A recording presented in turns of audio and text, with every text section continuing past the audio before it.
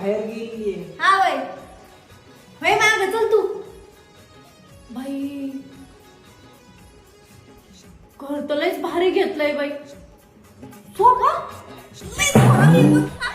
काय का बे? होय रे कितीच आहे? 40,000. 40,000चा. बाई लयच महाग आहे नाही का? कितीच आहे? 25,000. ऐ फुकण्या आणखी 4 आहेत. 2 आणि 1 अर्ध.